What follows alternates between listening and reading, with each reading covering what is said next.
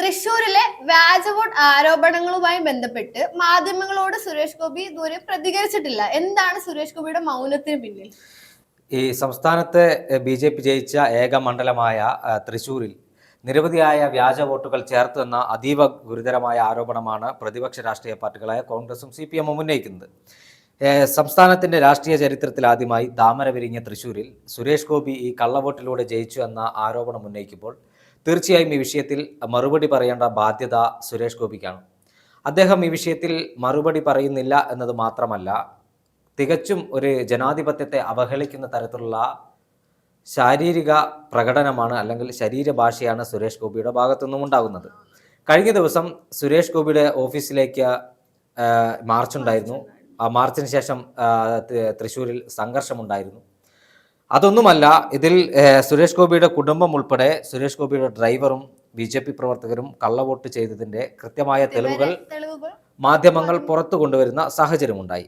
എന്നാൽ ഈ തെളിവുകൾ വെച്ച് മറുപടി പറയേണ്ട BJP നേതൃത്വം, അല്ലെങ്കിൽ കേരളത്തിൽ ആദ്യമായി ഒരു ലോക്സഭാ മണ്ഡലത്തിൽ BJP സ്ഥാനാർത്ഥി ജയിച്ചത് കള്ളവോട്ടിലൂടെയാണെന്ന് കോൺഗ്രസ് നിരന്തരം ആരോപണങ്ങൾ ഉന്നയിക്കുന്നു. അതുമാത്രമല്ല, തൃശ്ശൂർ മുൻ MP-യും കോൺഗ്രസിൻ്റെ രാഷ്ട്രീയകാര്യ സമിതി അംഗവുമായ TN പ്രതാപൻ ഇത് സംബന്ധിച്ച് പരാതി നൽകി.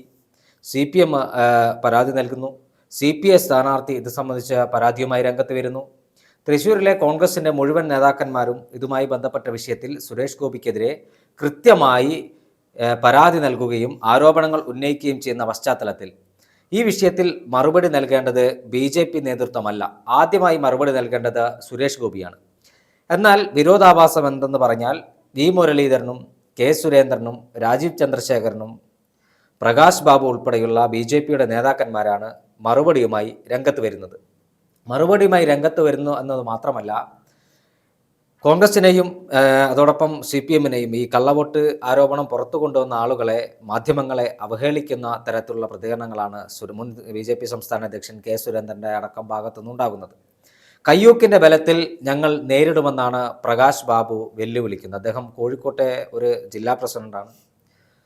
അതോടൊപ്പം രാജീവ് ചന്ദ്രശേഖർ പറയുന്നത് കള്ളവോട്ട് ചെയ്ത് നിങ്ങൾ തെളിയിക്കുന്ന വെല്ലുവിളി അദ്ദേഹം നടത്തുന്നു. V മുരളീധരൻ ഒരു പടി കൂടി കടന്ന് സുരേഷ് ഗോപിയുടെ ഭൂരിപക്ഷം എത്രയാണെന്ന് പരിഗണിക്കുക, 10-11 കള്ളവോട്ട് ചെയ്തുകൊണ്ടാണ് സുരേഷ് ഗോപി ജയിച്ചത് എന്ന ജനാധിപത്യത്തെ പൂർണ്ണമായും അവഹേളിക്കുന്ന തരത്തിലുള്ള ചോദ്യമാണ് ഉന്നയിക്കുന്നത്.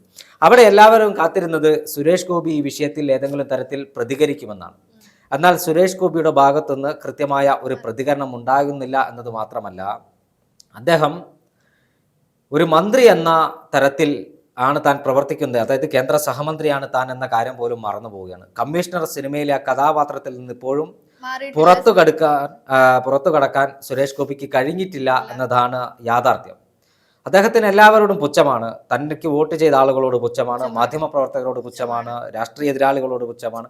ഈ തരത്തിൽ ജനാധിപത്യ സംവിധാനത്തെ പൂർണ്ണമായും വെല്ലുവിളിക്കുന്ന തരത്തിൽ, അല്ലെങ്കിൽ ജനാധിപത്യത്തിൻ്റെ എല്ലാ സൗന്ദര്യവും നശിപ്പിക്കുന്ന തരത്തിൽ, ജനാധിപത്യത്തെ പാടെ അട്ടിമറിക്കുന്ന തരത്തിൽ കേന്ദ്ര തെരഞ്ഞെടുപ്പ് കമ്മീഷനെ കൂട്ടുപിടിച്ച്, അല്ലെങ്കിൽ ഒരു സംഘം ഉദ്യോഗസ്ഥന്മാരുടെ ഒത്താശയോടുകൂടിയാണ് BJP തൃശ്ശൂരിൽ ജയിച്ചത് എന്നതിപ്പോൾ പരസ്യമായിരിക്കുകയാണ്.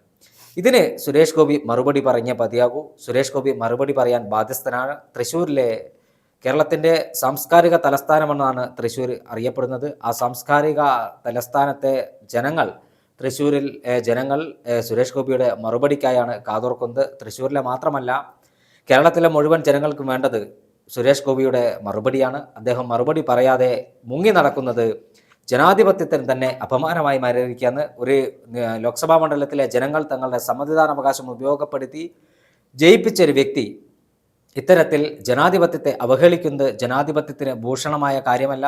എന്തായാലും ഇന്നാളുകളിൽ ഈ വിഷയത്തിൽ അദ്ദേഹം മറുപടി പറയേണ്ടി വരും. മറുപടി പറഞ്ഞാൽ മതിയാകും എന്ന് തന്നെയാണ് ഇപ്പോൾ ഉള്ള സ്ഥിതിവിശേഷം.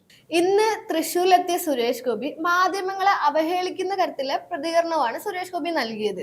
ഇത് കളവ് ചെയ്തതുകൊണ്ടാണോ സുരേഷ് ഗോപി ഇങ്ങനെ ഒളിക്കുന്നത്? നേരത്തെയും സുരേഷ് ഗോപിയുടെ ഭാഗത്തുനിന്നും ഇത്തരത്തിൽ മാധ്യമപ്രവർത്തകരെ നിരന്തരം അപമാനിക്കുന്ന അല്ലെങ്കിൽ അവഹേളിക്കുന്ന തരത്തിലുള്ള പ്രതികരണങ്ങൾ ഉണ്ടായിരുന്നു. കോഴിക്കോട്ടും തൃശ്ശൂരും തിരുവനന്തപുരത്തും എറണാകുളത്തടക്കം കേരളത്തിലെ ദൃശ്യമാധ്യമ പ്രവർത്തകരും പത്രമാധ്യമ പ്രവർത്തകരും കേരളീയ പൊതുസമൂഹവും അത് കണ്ടതാണ്. സുരേഷ് ഗോപിയുടെ മാധ്യമങ്ങളോടുള്ള സമീപനത്തിൽ മാധ്യമപ്രവർത്തകർക്ക് ഈ അദ്ദേഹം ഇന്ന് പറഞ്ഞത് ചെയ്ത ഉപകാരങ്ങൾക്ക് നന്ദി എന്നാണ് സുരേഷ് ഗോപി മാധ്യമങ്ങളോട് പറഞ്ഞത്. മാധ്യമങ്ങളോട് ഇതൊന്നും മാധ്യമപ്രവർത്തകർക്ക് അത്ര പുത്തരിയുള്ള കാര്യമല്ല. കാരണം സുരേഷ് ഗോപിയിൽ നിന്ന് മാധ്യമപ്രവർത്തകർ അത്ര മാത്രമേ പ്രതീക്ഷിക്കുന്നുള്ളൂ. ആ ഒരു പശ്ചാത്തലത്തിൽ ഈ ഒരു വിഷയം മറ്റു വിഷയം പോലെയല്ല, മറ്റ് രാഷ്ട്രീയ വിഷയം പോലെയല്ല, ഇത് സുരേഷ് ഗോപിയെ നേരിട്ട് ബാധിക്കുന്ന ഒരു വിഷയമാണ്. ഇവിടെ കേന്ദ്ര സഹമന്ത്രി എന്ന രൂപത്തിൽ അദ്ദേഹം മറുപടി പറയാൻ ബാധ്യസ്ഥനാണ്. കാരണം കേരളത്തിലെ ജനങ്ങളുടെ ശബ്ദമായിട്ടാണ് മാധ്യമങ്ങൾ അദ്ദേഹത്തോട് ചോദ്യങ്ങൾ ചോദിച്ചത്. ജനങ്ങൾക്ക് വേണ്ടിയാണ് മാധ്യമപ്രവർത്തകർ അദ്ദേഹത്തോട് ചോദ്യങ്ങൾ ചോദിച്ചത്. ഇത് കേരളത്തിലെ മുഴുവൻ ജനങ്ങൾക്കും അറിയാനുള്ള ഒരു വസ്തുത, അദ്ദേഹത്തെ എങ്ങനെയാണ് ജയിച്ചത്, ഈ കള്ളവോട്ട് നടന്നിട്ടുണ്ടോ എന്ന കാര്യത്തിൽ, അല്ലെങ്കിൽ തൻ്റെ കുടുംബാംഗങ്ങൾക്ക് എങ്ങനെ ഇവിടെ വോട്ട് വന്നു, തൻ്റെ ഡ്രൈവർക്ക് എങ്ങനെ വോട്ട് വന്നു, RSSന്റെ സംഘപരിവാർ പ്രവർത്തകന്മാരുടെ സംഘപരിവാർ പ്രാദേശിക നേതാക്കന്മാർക്ക് എങ്ങനെ 2 മണ്ഡലങ്ങളിലടക്കം വോട്ട് വന്നു എന്ന കാര്യത്തിൽ വ്യക്തത വരുത്താനുള്ള ധാർമ്മികമായ ഉത്തരവാദിത്തം സുരേഷ് ഗോപിക്കുണ്ട്. പക്ഷേ അത് ചോദിക്കേണ്ട ബാധ്യത മാധ്യമങ്ങൾക്കുണ്ട്. കാരണം കഴിഞ്ഞ മാസം 17-നാണ് അദ്ദേഹം അവസാനമായി തൃശ്ശൂരിലെത്തിയത്.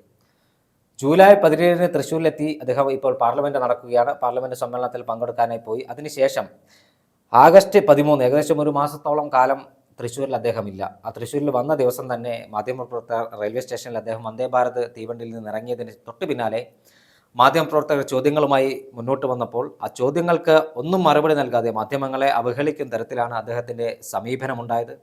ഇതെന്തായാലും ഒരു ജനാധിപത്യ രാജ്യത്തിന്, അല്ലെങ്കിൽ ഒരു ജനാധിപത്യ രാജ്യത്തിന് ഭൂഷണമായ നിലപാടല്ല സുരേഷ് ഗോപിയുടെ ഭാഗത്തുനിന്നും ഉണ്ടായിരിക്കുന്നത്. സുരേഷ് ഗോപിയുടെ മൗനത്തെക്കുറിച്ച് BJP നേതാക്കന്മാരോട് ചോദിക്കുമ്പോൾ അവർ പറയുന്നത് MP-യെ ആരും ഇതിനും മറുപടി പറയാൻ ചുമതലപ്പെടുത്തിയിട്ടില്ല എന്നാണ്. പക്ഷേ MP എന്ന രൂപത്തിലല്ല അദ്ദേഹം മറുപടി പറയേണ്ടത്. അദ്ദേഹം കേന്ദ്ര സഹമന്ത്രിയാണ്. അതുമാത്രമല്ല, ഗുരുതരമായ വോട്ടർ പട്ടിക ക്രമക്കേടും ഇരട്ട വോട്ട് ആരോപണവും അടക്കം ഉയർന്ന, തൻ്റെ കുടുംബത്തിനടക്കം ആരോപണം ഉയർന്ന തൃശ്ശൂർ മണ്ഡലത്തിൽ നിന്നും ജയിച്ചു പോയ വ്യക്തിയാണ് സുരേഷ് ഗോപി. ആ ഒരു പശ്ചാത്തലത്തിൽ അദ്ദേഹം മറുപടി പറയാൻ ബാധ്യസ്ഥനാണ്. സ്വാഭാവികമായും ഞാൻ മനസ്സിലാക്കുന്നത് അദ്ദേഹം മാധ്യമങ്ങൾക്ക് പിടികൊടുക്കാതെ മുങ്ങിയത് ഒരു ചോദ്യത്തിന് മാത്രമായിരിക്കില്ല. പല ചോദ്യങ്ങൾക്കും മറുപടി പറയേണ്ട ഉത്തരവാദിത്വം, ബാധ്യത സുരേഷ് ഗോപിക്കുണ്ടാകും. അത് ഭയന്നുകൊണ്ടാണ് സുരേഷ് ഗോപി മറുപടി പറയാതെ മാധ്യമങ്ങളിൽ നിന്നും ഓടിയൊളിക്കുന്നത്. എത്ര കാലം സുരേഷ് ഗോപിക്ക് ഇത്തരത്തിൽ ഓടിയൊളിക്കാൻ കഴിയുമെന്ന് നമുക്ക് കണ്ടറിയണം. കാരണം ഇത് കേരളമാണ്. ബീഹാറിലും ഉത്തർപ്രദേശിലും അടക്കം ഇത്തരത്തിൽ മാധ്യമങ്ങളോട് പ്രതികരിക്കാതെ നേതാക്കന്മാർക്ക് മുങ്ങി നടക്കാൻ കഴിയുമായിരിക്കും. പക്ഷേ കേരളത്തിൽ നടക്കില്ല. ഇന്നല്ലെങ്കിൽ നാളെ സുരേഷ് ഗോപി മറുപടി പറയേണ്ടി വരും. സുരേഷ് ഗോപിയെ എത്ര തന്നെ സംരക്ഷിക്കാൻ BJP നേതൃത്വം ശ്രമിച്ചാലും അതെല്ലാം കേരളത്തിലെ ജനങ്ങൾ നോക്കിക്കാണുന്നുണ്ട്. ഈ വിഷയത്തിൽ കൃത്യമായി സുരേഷ് ഗോപി മറുപടി പറയേണ്ട ഒരു സാഹചര്യത്തിലേക്ക് തന്നെയാണ് എത്തുന്നത്. അദ്ദേഹത്തിന് കൃത്യമായ ബോധ്യമുണ്ട്. ജനാധിപത്യത്തെ വെല്ലുവിളിച്ചിട്ടുണ്ട്, ജനാധിപത്യത്തെ അട്ടിമറിച്ചാണ് താൻ ജയിച്ചതെന്ന ബോധ്യം സുരേഷ് ഗോപിക്കുണ്ട്. കാരണം തൻ്റെ കുടുംബാംഗങ്ങൾ ഉൾപ്പെടെയുള്ളവർക്ക് ഇരട്ട വോട്ട് ഉണ്ട് എന്ന് പറയുമ്പോൾ ആ ഇരട്ട വോട്ട് സുരേഷ് ഗോപി അറിയാതെ ഇവിടെ ചേർക്കാൻ കഴിയില്ല. അദ്ദേഹത്തിൻ്റെ ഡ്രൈവർ, ആറ്റിങ്ങൽ സ്വദേശിയായ ഡ്രൈവർക്ക് ഈ തൃശ്ശൂർ മണ്ഡലത്തിൽ വോട്ടുണ്ടെങ്കിൽ അത് സുരേഷ് ഗോപി അറിയാതെ അത്തരത്തിൽ സാഹചര്യം ഉണ്ടാവില്ല. ഏകദേശം തെരഞ്ഞെടുപ്പിൻ്റെ ഒരു വർഷക്കാലം മുമ്പ് തൃശ്ശൂരിലെത്തി ക്യാമ്പ് ചെയ്താണ് അദ്ദേഹം പ്രവർത്തനം ഏകോപിപ്പിച്ചത്. ആ ഒരു സാഹചര്യത്തിൽ ജനാധിപത്യത്തെ ഏതെല്ലാം രൂപത്തിൽ വ്യഭിചരിക്കാൻ കഴിയും, ആ വാക്ക് തന്നെ ഉപയോഗിക്കും, ജനാധിപത്യത്തെ വ്യഭിചരിക്കുന്ന തരത്തിലുള്ള സമീപനമാണ് BJP-യുടെ ഭാഗത്തുനിന്നും ഉണ്ടായത്. അതിന് കുടപിടിക്കുന്ന നീക്കമാണ് സുരേഷ് ഗോപി നടത്തിയത്. ആ ഒരു പശ്ചാത്തലത്തിൽ സുരേഷ് ഗോപി മാധ്യമങ്ങൾക്ക് മുമ്പാകെ എത്രത്തോളം ഓടിയൊളിച്ചാലും ഇന്നല്ലെങ്കിൽ നാളെ മാധ്യമങ്ങൾക്ക് മുമ്പിൽ, അല്ലെങ്കിൽ നിയമ സംവിധാനത്തിന് മുമ്പിൽ, കോടതിയിൽ സുരേഷ് ഗോപിക്ക് ഈ വിഷയത്തിൽ മറുപടി പറയേണ്ട സാഹചര്യമാണുള്ളത്. കാരണം കോൺഗ്രസ് ഈ വിഷയവുമായി ബന്ധപ്പെട്ട് കോടതിയിൽ പോകും. കോടതിയിൽ പോകുമ്പോൾ സ്വാഭാവികമായും കോടതിയിൽ അതിന് മറുപടി പറയേണ്ടി വരും. നേരത്തെ പല തെരഞ്ഞെടുപ്പ് കേസുകളും കേരളത്തിലെ കോടതികളിൽ എത്തിയിട്ടുണ്ട്. ഈ അടുത്ത കാലത്ത് ഇടതുമുന്നണി MLA രാജയ്ക്കെതിരായ കേസ് ഹൈക്കോടതിയിലും സുപ്രീം കോടതിയിലും എത്തിയ കേസുണ്ട്. BJP മുൻ സംസ്ഥാന അധ്യക്ഷൻ K. സുരേന്ദ്രൻ മഞ്ചേശ്വരത്തെ തെരഞ്ഞെടുപ്പ് പരാജയവുമായി ബന്ധപ്പെട്ട കേസ് നൽകിയിരുന്നു. അതിൽ അദ്ദേഹത്തിന് എതിരായി നിന്ന അന്നത്തെ MLA, മഞ്ചേശ്വരം MLA മരിച്ചതിനെ തുടർന്ന് അദ്ദേഹം കേസ് പിൻവലിക്കുകയായിരുന്നു. ഇത്തരത്തിൽ നിരവധിയായ തെരഞ്ഞെടുപ്പ് കേസുകളുണ്ട്. എടക്കാട് മണ്ഡലത്തിൽ നിന്നും പരാജയപ്പെട്ട മുൻ KPCC അധ്യക്ഷൻ K. സുധാകരൻ അവിടെ കള്ളവോട്ടുമായി ബന്ധപ്പെട്ട മുഴുവൻ തെളിവുകളും കോടതിയിൽ സമർപ്പിച്ച് അത് തെളിയിച്ചപ്പോൾ അദ്ദേഹത്തെ കോടതി വിജയിയായി പ്രഖ്യാപിക്കുന്ന സാഹചര്യവും, എടക്കാട് നിന്ന് അദ്ദേഹം നിയമസഭയിലേക്ക് തെരഞ്ഞെടുക്കപ്പെടുന്ന സാഹചര്യവും കേരള രാഷ്ട്രീയത്തിൽ ഉണ്ടായിട്ടുണ്ട്. ഇത്തരത്തിൽ നിരവധിയായ തെരഞ്ഞെടുപ്പ് കേസുകൾക്ക് സാക്ഷ്യം വഹിച്ച സംസ്ഥാനമാണ് കേരളം. ആ ഒരു പശ്ചാത്തലത്തിൽ തന്നെ സുരേഷ് ഗോപിക്കെതിരായ കേസും കോടതിയിലെത്തും. സുരേഷ് ഗോപി കോടതിയിൽ മറുപടി പറയേണ്ടി വരും. ഇന്നല്ലെങ്കിൽ നാളെ എത്രത്തോളം മാധ്യമപ്രവർത്തകരെയും മാധ്യമങ്ങളെയും പൊതുസമൂഹത്തെയും അപമാനിക്കാൻ ശ്രമിച്ചാലും അവഹേളിക്കാൻ ശ്രമിച്ചാലും നാളുകളിൽ ഇതുമായി ബന്ധപ്പെട്ട് സുരേഷ് ഗോപി ഈ വിഷയത്തിൽ പൊതുസമൂഹത്തോട് പ്രതികരിക്കേണ്ട സാഹചര്യം തന്നെയാണ് വരാനിരിക്കുന്നത്.